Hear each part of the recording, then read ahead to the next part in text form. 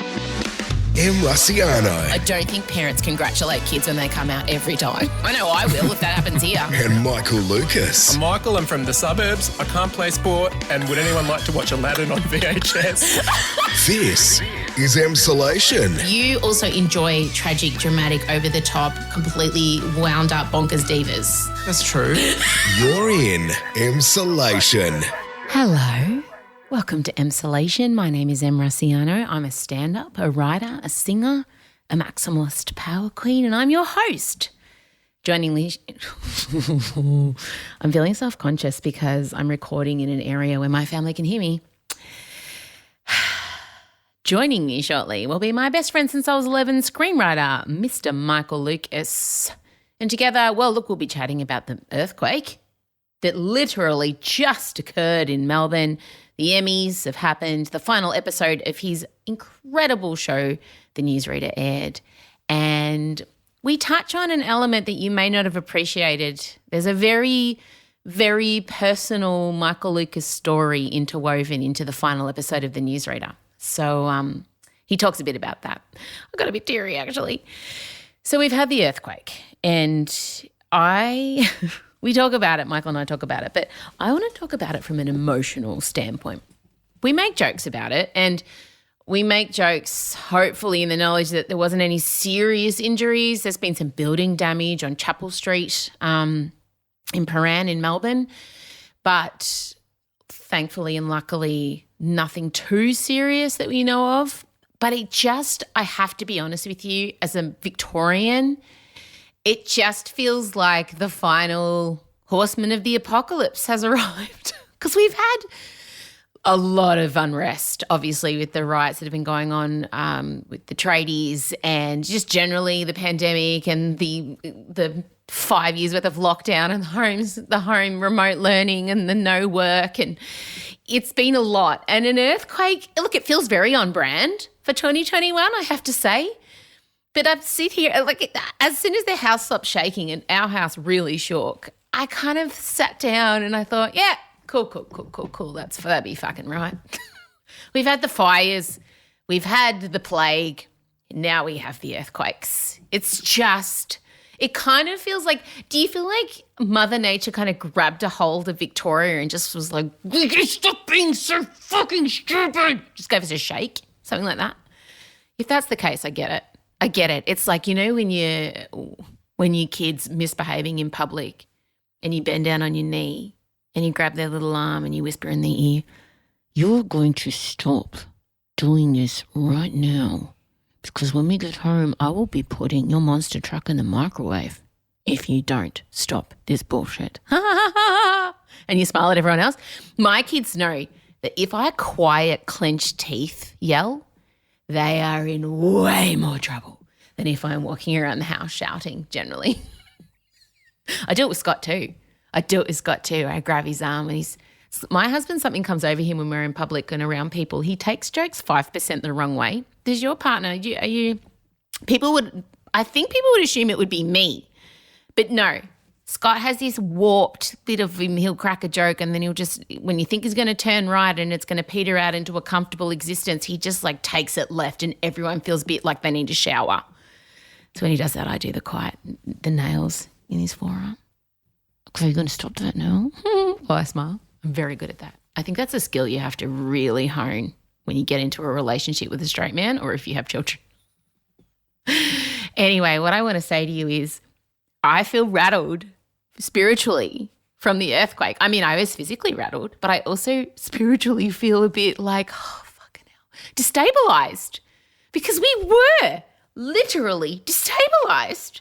And now the way that I'm feeling in my head, in my soul, in my mental state, it came to life. It came to fruition. Anyway, it was actually, I'm going to be honest, it's nice to think about something other than everything else. It's been like a jolt. It's the metaphors today, mate. Anyway, how are you? I had to just do an interview with The Guardian talking about you guys. talking about Emsolation, talking about the podcast, my Gateway podcast, the first podcast I ever listened to. And it was This American Life. WBEZ Chicago, it's This American Life. I'm Ira Glass. It was a specific episode that I'm going to get Marcella to link to. And it was, I've got my notes here. Let me look up the notes. It was called What's Going On There. Go look it up, This American Life. And it's 2 stories. It's over 2 episodes. And the second story is the one I loved most. And it was around Larry, who's a 20-year-old Chinese-American kid. And his father, he never really has had a good relationship with his father because his father works very hard and doesn't really speak English well. So Larry's 20 years old. He's a student, and he's wondered what's going on in there his whole life about his own father. Larry's dad immigrated from Fujian province to America before Larry was born. Came here with nothing, worked 15 hours a day at a Chinese takeout restaurant that he owned, so Larry never saw him much, let alone talk to him. Larry's parents never tried to teach him Chinese, so Larry only speaks English. His dad only speaks Chinese, which Larry says is something that happens in the Fujianese community. Some of his friends can't talk to their parents either. And in Larry's case, he has always wondered what was going on in his dad's head. So they've always had a bit of, broken conversations, but they never really bonded like father and son. And he's always viewed his father as a workaholic that didn't really notice him or value him. And they had a translator come in because his father speaks a very specific dialect that's not common. And This American Life, they had a translator come in and they had their first real conversation ever. Oh, my God, the tears. And his father was working because he was wanting to provide for his family and he was very proud of his son and he noticed all these things about his son that his son didn't think. Anyway, it was just one of those things that made me feel a certain type of way. And at the moment, I am like a heat-seeking missile for things that make me feel human and make me feel warm and good and remind me of the good in the world. So I can thoroughly recommend the first part of that episode, What's Going On There from This American Life, is really traumatic. So, and I'd give you a trigger warning. It's about a young girl in an abusive relationship. So don't listen to that one it's triggering. So the second episode of that is the one I listened to about Larry and his dad, and it was so great. I revisited that before the interview. But I got a chance to I'm becoming podcasting in general's unofficial spokeswoman. And I love it because I'm genuinely passionate about this medium. So it was great. So I'll let you know when that article comes out. But I talk about the community and, you guys. And speaking of, holy shit, if I ever go missing or I need a crime solved, I'm not going to call the police. I'm going to tell my family, I'll instruct them. Just pop it on the Emsolation Facebook page, the Emsolation Facebook group. Oh, you know what I'm going to say? The Masked Singer escalation is intense. You guys, it's pretty funny.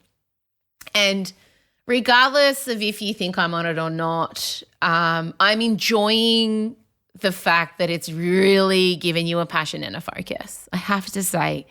But also, win, lose or draw and whatever ends up happening, if I'm on it or not. And in the spirit of the show, I'm not going to say if I'm on it or not because I don't want to ruin it. And so many of you, I feel like if I sat here now and said, it's not me, stop it, it would destroy a lot of your dreams and it would take away your hobby. So whatever happens, it's good for me that you guys are chucking my name out there so much. God, feel free. Get me trending on Twitter. I encourage it because it makes, maybe a TV network will be like, she's got a bit of an audience. Maybe we need to give her a TV show. So keep going. Go hard is what I say. I did watch The Masked Singer last night because of all the hype around it. I reckon Anastasia is definitely the vampire. 100%. Oh, my God. That voice. Either that or Vanessa Amorosi. But I don't know. I'm tossing up between the two. I can't tell. Mahalia Barnes was robbed. I don't know who Mullet is, but Mahalia Barnes was robbed. She is a great singer. So I thought all the other performances were very good as well. Love Dolly. She's great. I love the toilet dolly aspect. That's so funny. A lot of people don't get the toilet dolly aspect, do they? Who's the other one left? Oh, Kebab can sing. Jesus Christ. I think I know who Kebab is. I think. They have a very distinctive voice. Anyway, thank you for the passionate, investigative situation that's going on in the Emsolation Facebook group. And I'm not going to say either way. I don't want to ruin it for you or for anyone. I don't know when I would have done it.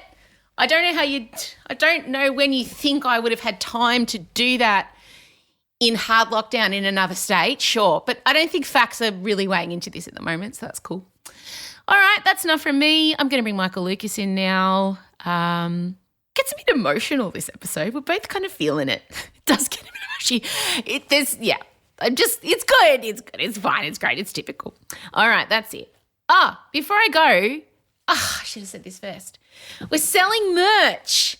We had all this merch we were going to sell at the Great Australian Podcast Festival. Obviously, that got cancelled. And instead of cancelling the merch, because my merchandise company is really obviously struggling because there's no live events and that's what they make merch for, we decided to still do the run so they had business.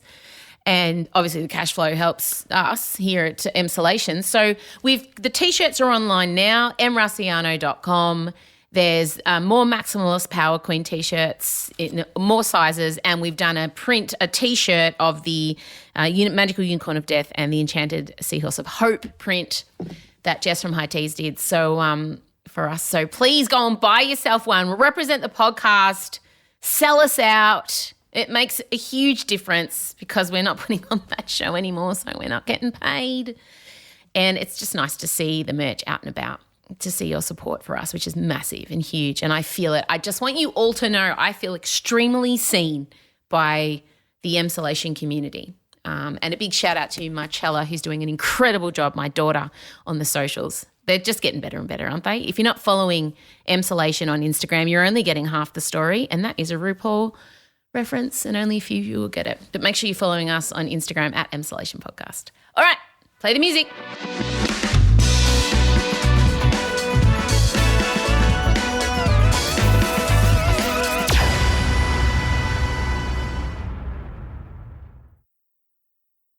M. Russiano and Michael Lucas. This is Emsolation. Well, fresh from the harrowing experience of sitting in his study when the 6.0 magnitude earthquake struck, Michael Lucas, you survived the earthquake of Melbourne 2021.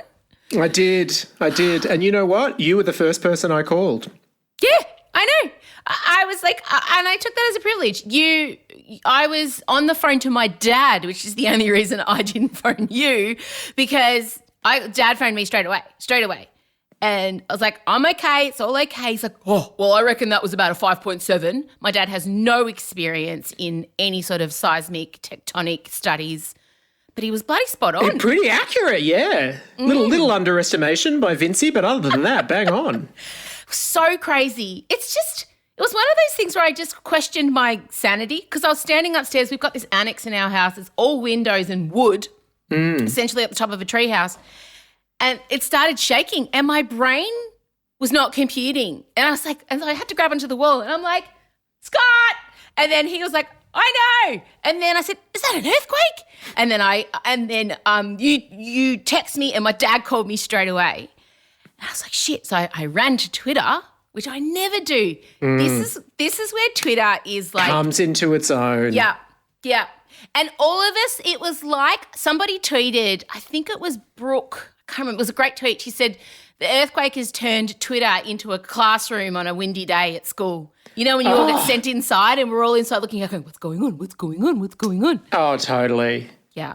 But also, I mean, I've got my two favourite tweets.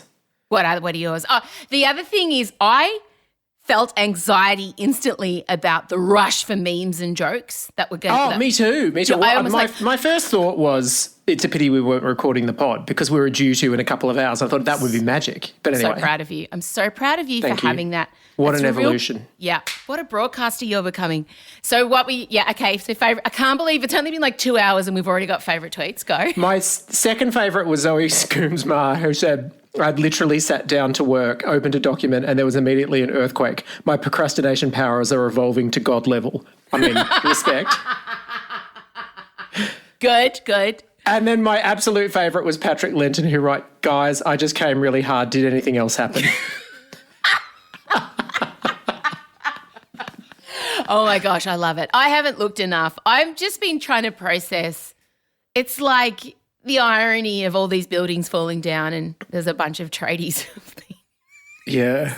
Like, did they all just down tools? Did they all just look at each other mid-protest and go, shit. You know, like when Batman gets the bat signal, did all the tradies just look at each other and go, we got to go. We got to go, guys, get on the chops. It's going to be work. It's funny, like there's been a lot of, not all tradies. Obviously, if you're not across it, there's been huge protests happening in Melbourne. Really scary, actually. So much so that I've had to not like engage with them. I haven't even told you about this, but I ended up embroiled in part of it.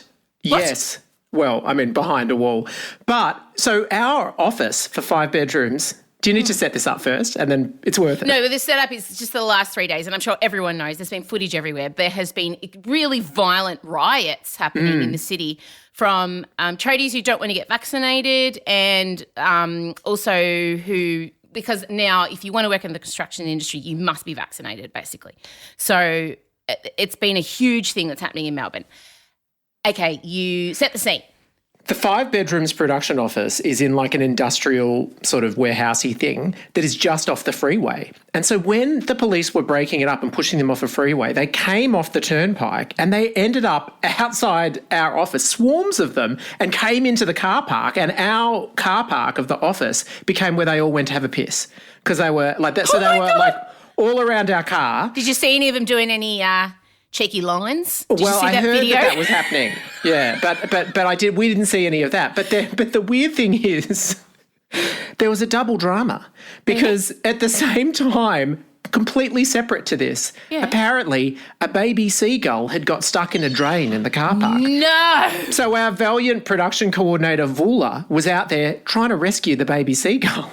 And then the swarms of construction worker rioters came in, were being all drunk and disorderly. And Vula, God love her, she took them on. She screamed at them, yelled at them to get away, and they chucked water bottles at her.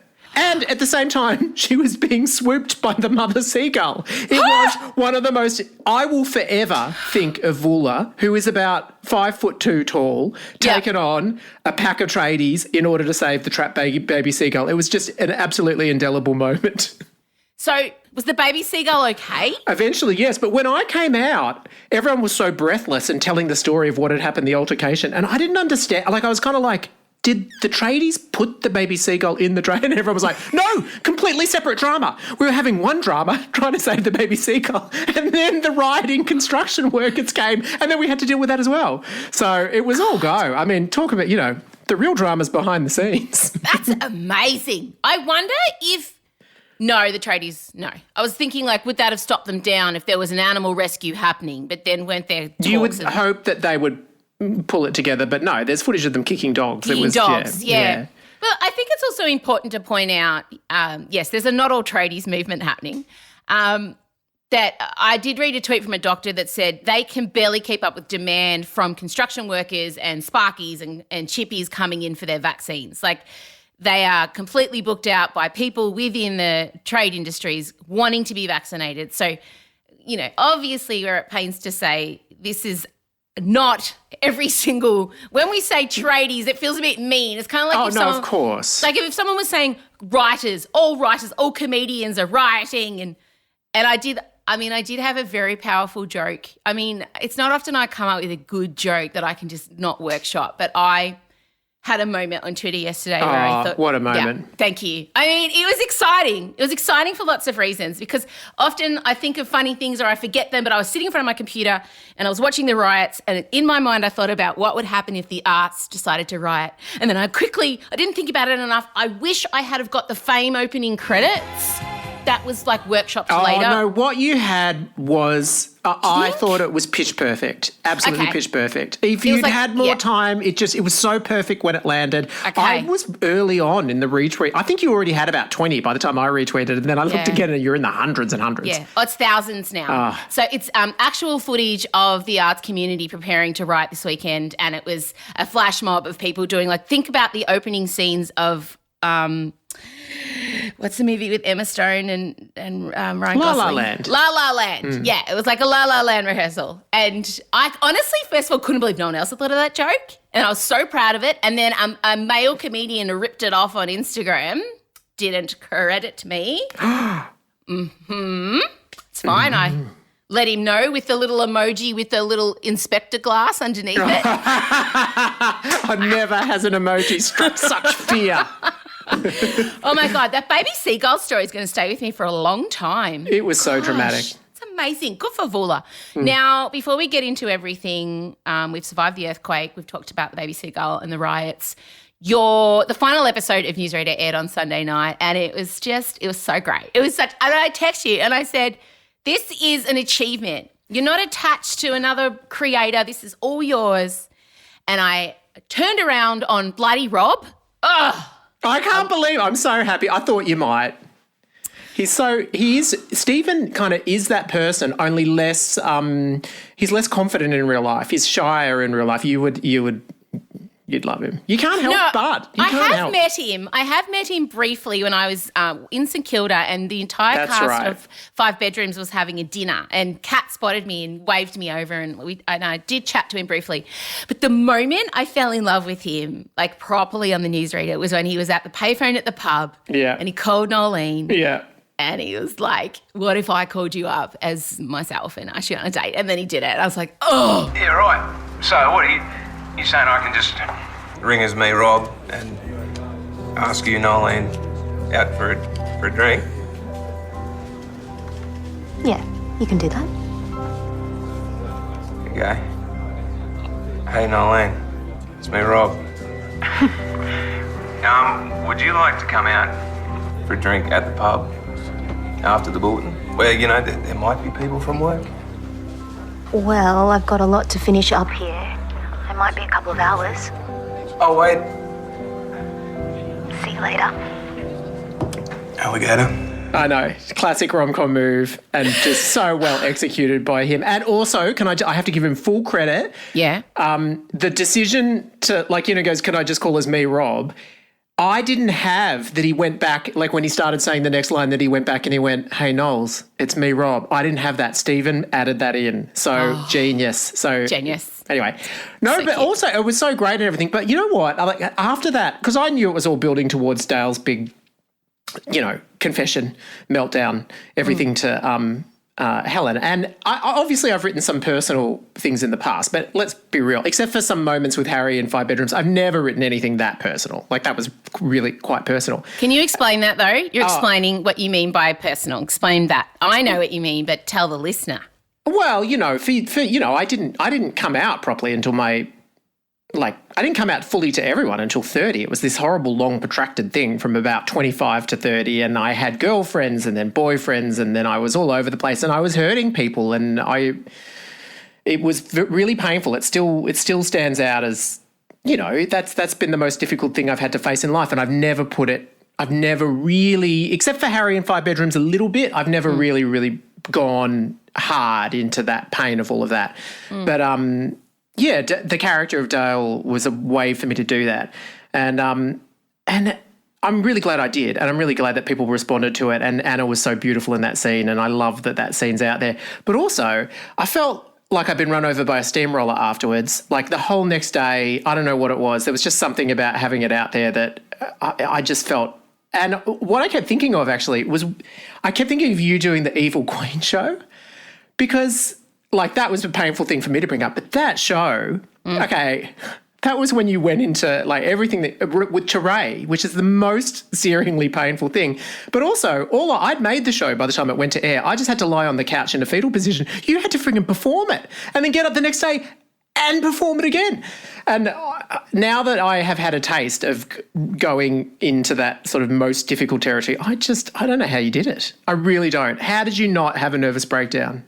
It's funny you bring this up, because we are going to talk about the Emmys and Michaela Cole, who won for Outstanding Writing for a limited series, that I May Destroy You masterpiece. And the idea of using your trauma for entertainment kind of is a big thing, and especially around female comedians, I think. And I've been really reflecting on that, and I don't think that show would have happened now. I think that show happened. The Evil Queen show was around my miscarriage, and I was still processing my miscarriage when I did it, and I was also in a really combative, traumatic environment at work at the time. So I'm still kind of processing that, but I think I also truncated my trauma to be able to make it entertaining. And we I don't know how I did it. I know that it had deep, long-lasting, negative, profound effects on my mental health that I'm still processing now. But I think for you, I mean, putting your coming out trauma, and it was a traumatic process. I was by your side from when it started, and I watched how it was like slowly eating you away, and it was hard. It was hard to watch you go through it. So I always wondered when you would tell that story, and so to see you tell it on Sunday night, I know, and I was really emotional for you. I know how hard that would have been, and of course you're in the fetal position the next day, because when you give such a deep piece of yourself to the public and it's out there, it's not yours anymore to control, but also you don't know how other people are going to react, and are they going to undermine it? Are they going to make fun of you for it? If you've done the wrong thing, are you going to traumatize other people? Yeah.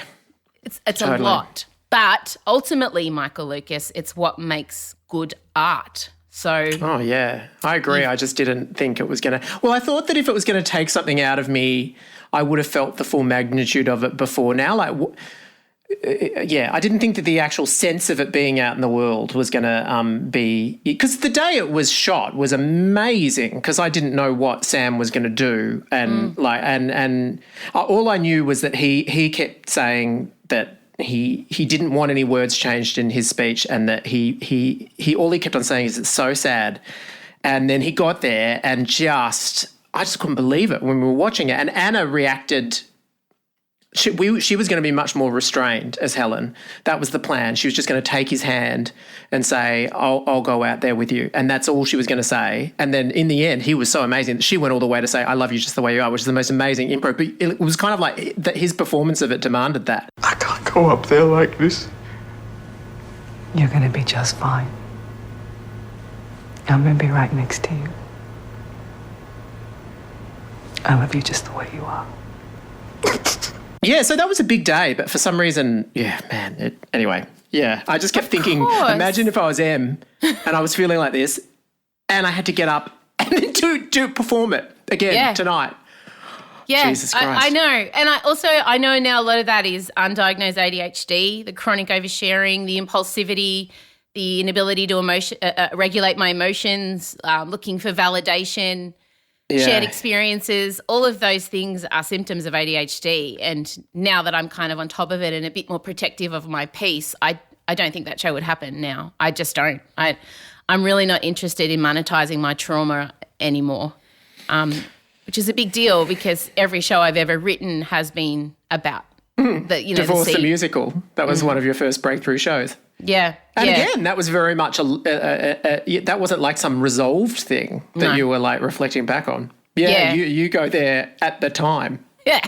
I mean, I will always continue to go there, but now I listened to Brené Brown say something that, and I know, quoting Brené Brown, how middle-aged white woman of me, but she said, you're only ready to publicly talk about your trauma when other people's opinion of it doesn't matter to you.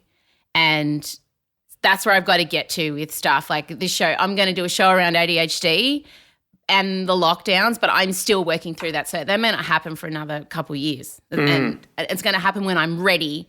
But that impatience in me and the wanting to capitalize on it straight away when it was happening, when it was fresh and I could tap into it, was part of the ADHD. So I don't, But well done. How has this ended up about me? Em Rusciano and Michael Lucas. This is Emsolation. Obviously, the Emmys happened this week and it was a 5-hour extravaganza. It was like they were trying to make up for the lack of it, like last year. It's like, we're going to do 5 hours.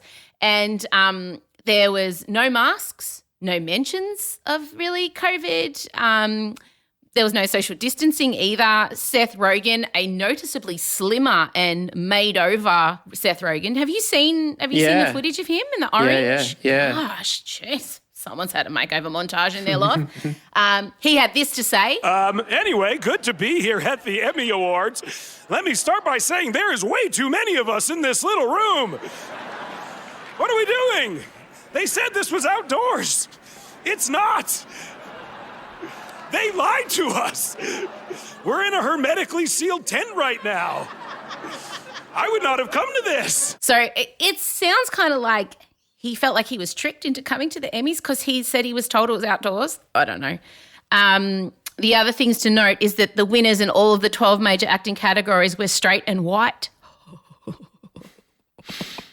Well, part of it was the Crown really dominated, and we watch that show, obviously. Documentary The Crown. Yes. Documentary The Crown, yeah. But I was kind of surprised at how much it dominated. I mean, yeah, sure, I'd sling one Gillian Anderson's way as well, but come on, Olivia Colman. I mean, she's done that role before, and I felt like she had better. Anyway, whatever. I mean, obviously it's an incredibly well-made show. I was just surprised at how many awards it won.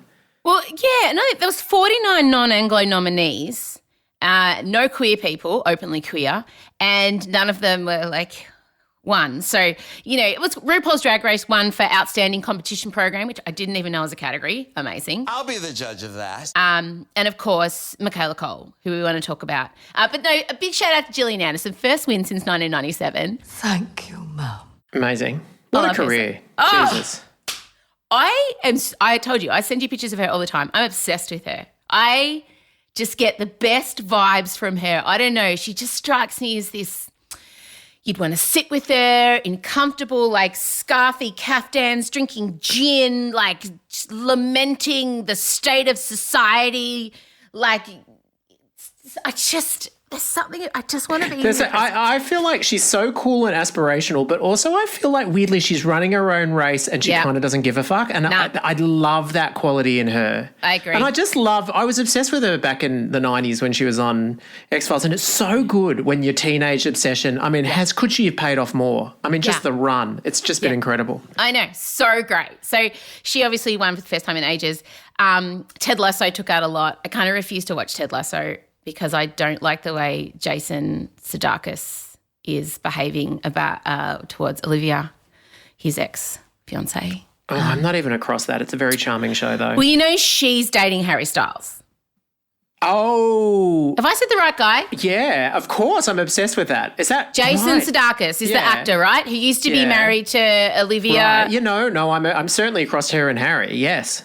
So he's been seemingly so he was blindsided by it. I don't know. But there's just a few times in interviews for Ted Lasso that he's kind of gone to it a bit. And I just feel like going, dude, just let it go. She's the mother of your kids.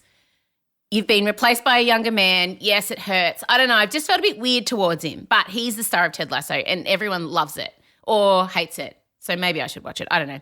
Anyway, Michaela Cole won for Outstanding Writing for a limited series. And she was up against, by the way, Mayor of Easttown writer, Queen's Gambit writer, and the WandaVision writers. And there were some cracking episodes of WandaVision. Oh, yeah.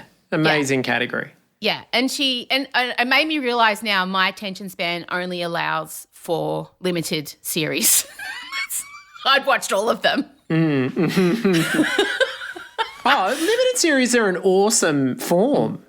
Yeah, I agree. Yeah. I agree. Gives you more than a movie, but not too much that you have to commit for a long time. Anyway, she got up and when they announced her name, first of all, she sat there and she took a moment for herself, which is unheard of. And then she got this incredible pep talk from Cynthia Erivo, who, as you know, I'm a massive fan on. I love her so much. And Cynthia leant in while Michaela was gathering herself and put her hand on her shoulder with her perfectly amazing, taloned claws. And I don't know what she said. Fuck, I wish I knew. Someone's got to get a lip reader. I want a Cynthia Erivo pep talk. I want this pep talk. And she said stuff. And then you just see Michaela just click in. And she stood up. And I had goosebumps before she took to the podium. And then she got up there and she composed herself again. And then she delivered the shortest and most powerful speech of the night. Take note, Queen's Gambit director, Frank, whatever your name is. Fucking Darabont, I think, wasn't it? Wouldn't get off the stage, Michael. Would not get off the stage. Jennifer, your support has been nothing short of heroic. Really? No. I'm also grateful to the incredible array of actors, none of whom really needed much help from me, and all of whom, seriously, stopped the music. It was the most appalling display of white male ego I think I've seen at the Emmys, and that's saying something. Anyway, here's the speech Michaela gave. Okay, thank you so much. I just wrote a little something for writers, really. Write the tale that scares you, that makes you feel uncertain, that isn't comfortable. I dare you. in a world that entices us to browse through the lives of others to help us better determine how we feel about ourselves, and to, in turn, feel the need to be constantly visible. For visibility these days seems to somehow equate to success. Do not be afraid to disappear from it, from us, for a while, and see what comes to you in the silence. So everything about that was right. Yeah. Everything, and I don't know, as a writer, did you feel inspired? Oh, 100%. I felt like who else could ever get up there in such a short amount of time, like go right to the heart of what is so difficult about the world at the moment, and just so poetically, and also there was a simplicity to it as well. It wasn't too dense. Just the notion of stepping away and what comes to you in the silence. My God. Yeah. I think it's my favourite acceptance speech I've ever heard. I agree. I think she completely nailed it and made it about the people outside of that room. And so often those speeches are a big, circle jerk, a big, well done, all of us, look at us, we've done such a great job, blah, blah, blah, blah, blah. But she made it about the creators and the people consuming the art. And it really struck a chord with me, the idea of you're only successful if you're visible. Visibility is success, I know. And I'll be honest with you, it was triggering for me. Yeah. Because I feel that way. I feel overexposed and I'm sick of myself. But in my industry, it's a popularity contest and you have to be top of mind and people have to like you. My whole job and income and success relies on people liking me, and that's really hard to reconcile. Oh, God, yeah. Recipe for bad mental health. Yeah, and especially for a perfectionist, people pleaser. I'm in the worst possible industry for someone with my makeup. So when she said that, visibility equates to success, it really made me. And then the idea of, like we just kind of touched on earlier, monetizing your trauma, which Hannah Gadsby also spoke about in Nanette, that idea of that as a performer, and especially female comedians, we owe the audience permission and a punchline and release after they've just listened to us talk about some of the most painful moments in our life. Ba-dum-tsh. And I am guilty of doing that, and it's not healthy. It's not healthy at all. And I May Destroy You kind of focuses in around that. She's a writer in that who is I don't want to give away for people, but I found that series very hard to watch. At the same time, stunning, but also it was hard. And you kept saying to me, you have to watch it, have to watch it, have to watch it. It's incredible. I mean, it's just on another level. It is. I thought that, it's wonderful that it won that category, but for me, I would have given that all the multiple actor winning. Yeah. It was, the whole thing is so beautifully acted and so fearless. It's fearless. It's not trying to be friends with anyone. It's not trying to placate anyone. It's just, it was really good. Imaginative. Just when you think you've figured out where it's going and everything, it just blows apart its own form. But it never loses you. Like, it just gets more and more compelling. God. And anyway. Doesn't feel the need to follow the formula. It's good. So anyway, that was the big – that speech is still sitting with me and making me question how much I do put out there and why I put it out there and what my motivation is. And, I've just been turning over a lot on what I want to put out next and what I'm working on and why do I put so much out there. God. Another great moment of the Emmys was Jennifer Coolidge. She's great. I don't know. Have you seen any of Cedric the Entertainer? He's hosting. Have you seen any of that? I saw Rita Wilson do a rap. And that's probably where everything fell apart, I think. The fact that it was such a white Emmys, having Rita Wilson rap, his name is Cedric the Entertainer, which is really setting him up for he was not. He did a sketch where he interviewed The Fly on Mike Pence's head. Are you home? I've landed on Cloud 9. Where are you? Oh, hey, sis. I see you. Shh. Just act like you don't see me. What are you doing? Hey, right foot stomp. Fly. Come on, stay focused. Partner, I'm stuck. This white, billowy field of clouds smells like strawberries, but it's a cotton field of death. What's going on in there? Ah! Gorilla Glue ain't got nothing on this moose. Fly aboard mission. Abort your mission. Don't get your wings split.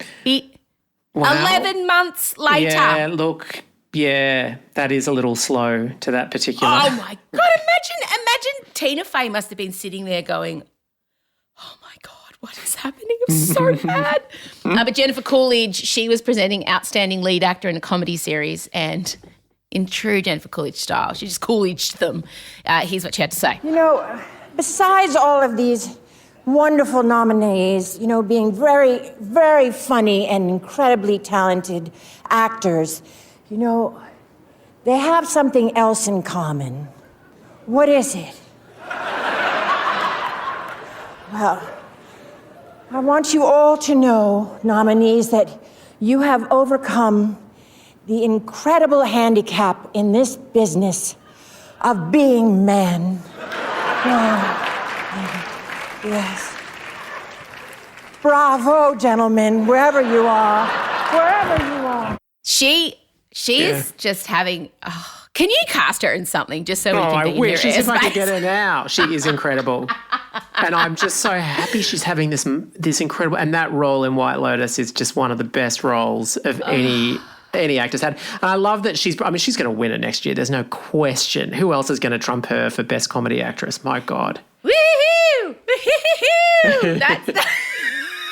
That moment on the boat, if you haven't seen White Lotus, where she just cheers the cheers for forever. Marcella and I do it to each other all the time when we're having cocktails at home. Woohoo! It's so great. I've had a really deeply profound, and I kept texting you about it. I know you haven't watched it. Speaking of Gillian Anderson, Sex Education Season 3 dropped on Netflix. And I've been having these acid flashbacks to high school, which you were a part of. So thank God you're my co-host on this podcast. You haven't watched it yet, have you, Season 3? No, not Season 3, but I have done earlier. So if you're not across it, Sex Education is a Netflix kind of show, I guess, kind of, not is. And it's like a coming-of-age sexual misadventures of teenagers in a nondescript English town in a nondescript time frame. It's hard to know. Is it set in the 70s? Is it set now? Is it set in the 90s? And I kind of love that about it. There's not a lot of pop culture reference points, so you can pin them down. And it's beautifully styled, and it's one of my all-time favorite shows. But Season 3, for some reason, it's not only like the coming of age for the kids, it's also a coming of age for their parents, which I loved. And Gillian Anderson plays the main character, Otis's mum, and she's a sex therapist. And Another role she was born to play. Incredible. And the opening, so I watch it with my kids, but the opening of every season is hectic sex. And it's bawdy, it's unashamed, it's people wanking in the car with the jizz spludging on the windscreen and the mum standing there beside them. It's head jobs. It's and it's the kids engaging in it. It's hardcore. And so there's only usually about 5 minutes of that per episode, but it is confronting. So he's sitting there first up and confronting. But I just wish, I was watching it and I feel so nostalgic for high school, because I feel like my experience has been reflected in this show in that remember, especially at our school, especially at mine and yours social standings, we were just like these horny nerds, outcasts, although you found your... With nowhere to put the energy. Nowhere to put the energy. Nowhere. No. And you eventually found your people though. Like the nerds united at our school. You guys... But also our school, you left to go to sporty school. Yeah. And then there was a sort of a period of time in year 11 and 12 where actually the social strata sort of broke down. Post Central Australia camp, it sort of all everyone became pretty friendly. That was my memory of it anyway. So I left in year 9, and you remember year 9 was peak. Oh, that was bananas. So I had to leave because I was getting bullied so badly by 2 girls because one of them was convinced I'd stolen her boyfriend. Now, the reason Sex Education, because Otis, the main character, ends up dating one of the very popular girls, and I somehow managed to date one of the most popular boys in the year level above me. Remember? Nothing is more. Nothing gives you more cred. Nothing. Nah. And I was a skinny, flat-chested, short-haired, awkward sport girl who was often called a boy, and I just went with it. I hung out with the boys and none of them ever looked sideways at me. And then all of a sudden, this one guy in year 8, who was the year above me, I was in year 7, and he said he liked me. And I was just like, what? What? Oh, my God. And then I was relentlessly targeted by another group of girls in our year level, the popular girls, when he started. And he was given shit, but he stuck it out with me, this guy. And we dated for most of my time at that school. And I remember I'm watching this show, just going back to all those feelings of, like, I remember I used to get really bad sweat patches under the armpits. Our school uniforms were so tight, and I spent so much time in the girls' change rooms. They really were. Who designed them? Why? Something wrong happened there. Short with zips, tight short with zips. That's right. Yeah. And it was hectic. And I remember anytime I was going to see him at recess, I used to leave class early to go and dry my pits. And I used to have to sniff my crotch to make sure it wasn't not that he was going anywhere near my crotch, but I was a sweaty, anxious teenager. And I didn't want that musty cheese smell that can come up from sitting in a hot classroom.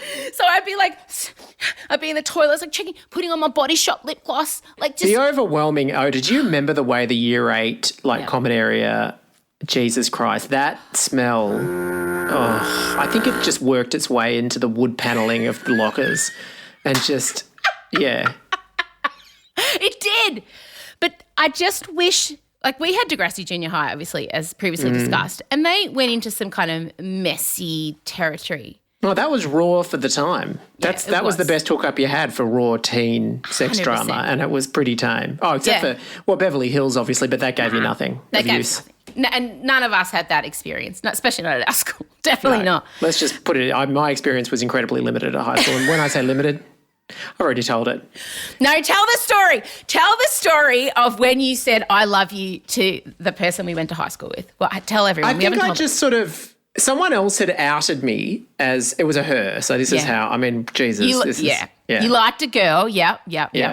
And someone else confided in her, and so I said, I'll ring you tonight. And then I sort of said on the phone, it is true. They weren't just shit stirring. I do actually, I like you. And there was this little silence, and then she went, that's okay.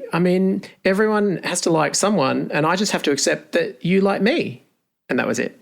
That was what I got. Yeah. Wow. Yeah. Did not kiss anyone until the summer of just finishing year 12. That's Wait, hang on. Wait. When was your first kiss? I've already been through all of this as well. It was I was just in a rush to get everything done before I went to university. I don't think we have covered off this at all. You didn't have your first kiss till year 12? No. Oh, my God. Even this but kid... keep in mind the closeted factor. I guess. I guess. I didn't have sex till I was 19. No. I was late. What a memorable entree you made. Exactly. And then I was pregnant 2 years later, so... That is just... I can't get my head around that. Well done. But my first kiss was at a blue light disco, and I was 13. And I remember his name was Christian, and he had an earring, and he went to the local high school where all the hoodlums went, because we went to the hippie independent school, and then there was a bad kid local high. There was drugs and mesos, and there was the blue light disco at the roller ring, and he I remember, I don't know. I think he was probably drunk. I don't know. I was surprised that I got a kiss out of him. And I remember we kissed, and I remember thinking, oh my gosh, am I doing it right? Is there too much spit? Am I hitting his teeth? And that was the last kiss I had until, I'm making fun of you, probably year 10. So this really cool boy, I've never said this out loud, oh my God. The cool sporty guy that I dated, I know. Yeah, of course I do, yeah. Yeah. We never kissed. What were you doing? Holding hands aggressively. Was it giving you some sort of sexual charge? I was so scared to kiss him. And so I was with this guy half of year 7, all of year 8, half of year 9. We never kissed. Wow. Oh my God, I feel so relieved. It was such a source of shame. You were just trapped in the should I initiate or should I wait till he initiates cycle, but you just stayed there the entire relationship. Look, your marriage has returned to that at certain points. So True. But I guess what I'm trying to say is, after all that, Sex Education, if you haven't watched it, please do. It's just the right antidote for what's happening right now. And a lot of us are in our late 30s, early 40s, lamenting the 90s, thinking about times that have gone past, watching our kids come of age, and it's just capturing that. It made me feel a certain kind of way that I can't really articulate, but it was good. It was a good feeling. So you have to watch it. I've seen the earlier ones. I will. I'll get onto it. Don't worry. No, you'll love season 3 especially. Yeah. I know you've had a lot on. All right, God, we've covered a lot. We have. I got to go. I'm really sweaty after that admission. I am. I'm just checking my list. I wrote a list for us. I think we got it all. Yeah. All good. What are you doing? What are you doing today? What are you doing? What are you working on? I'm going to watch a cut of episode 6 of season 3 of 5 Bedrooms. So many people want to be in your place right now. All right, you go. I'm so sweaty. Oh, my God. Look at you, the trauma. It is so much trauma. The trauma and the erotic charge. Okay, and the nerves. Talk later. Bye. Okay, bye. This is Emsolation. All right, that's it from me. That went everywhere, didn't it? I really am thinking about how I treat my trauma from now on. Don't worry, I'm still going to be open about things and still going to do shows about tricky topics, but I'm going to wait until I've processed it first. Rather than doing it in the middle as part of my processing, it's a really bad idea, okay? I don't recommend it. Don't forget to follow us on Instagram at Emsolation Podcast. Don't forget to sign up for the newsletter. Ben Wasley, our EP, sends out a beautiful newsletter, which is the accompaniment to the show every Thursday at lunchtime. Go and get yourself some Emsolation merch. Big shout out to our patrons. Hello, darlings. I see you. I appreciate you. And guys, have a good week. What have I got coming up? Oh, no. I don't even think. What have I got coming up, Chella? Packages. What? Is there an Amazon arrival? Oh, my God. I have so many packages. Chella's just reminded me I have so many. Have you got a package? Oh, I have obviously been buying everything online, and we've set up a photography studio. For those of you who saw Love Nundrums last week, we're going to be putting out a lot of green screen gear. It's like, oh my God, are Em and Chella in Paris? All the backdrops are arriving every day. So there's a little beep beep that happens. Our lovely little delivery guy comes in, beep, and it's, I run to the door. I run to the door the way Elio runs to me for a hug. It's a true relationship I have with the delivery guy. I'm so excited to see him. There's so many packages coming. Oh my God, there's so much cardboard. There's so much cardboard. I can't even talk about it. Scott's very traumatized. All right. God, that got really sidetracked.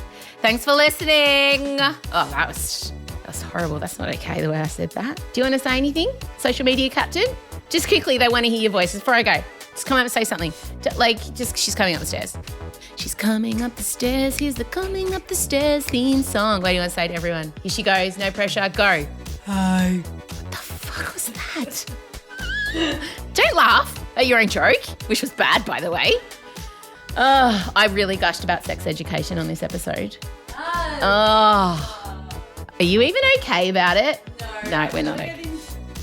I feel like I didn't take it in properly because I was so just overwhelmed that it was here. Yeah. And I did watch it all in one day, so I feel like I definitely need to watch it again. Yeah, for sure. Okay, I gotta go. I just saw the delivery van. Bye, guys. Thank you. Bye. I didn't listen to anything you just said then. Like, I didn't hear one word because I was watching the delivery van. I'm sure it was. No, it wasn't delivery van. I'm going to go back and listen. I zoned out. It doesn't matter. I just said that I feel like I need to watch Sex Education. Okay, don't recap it while we're recording because everyone just heard you. Are you still recording? Bye, guys. Emsolation with Em Rusciano is a Spotify exclusive podcast hosted by Em Rusciano with Michael Lucas. Executive produced by Benjamin Wasley. Produced by Em Rusciano. Edited by Ezekiel Fan at Entente Music. With videos by Liam O'Brien. Socials by Marcella Rusciano Barrow. With assistance from Jem Evans and Georgia Watts. Plus occasional technical wizardry, wine and coffee from Em's dad Vince. Get more Emsolation by following the Emsolation podcast on Instagram, where you can also sign up for our weekly newsletter. You can join other Emsolators at the Emsolation group on Facebook. The answer is Harry Styles. If you love what we do, share this podcast with a friend and make sure you're following us on the Spotify app. Thanks for taking time out to listen to this week's episode, and we look forward to chatting with you again soon.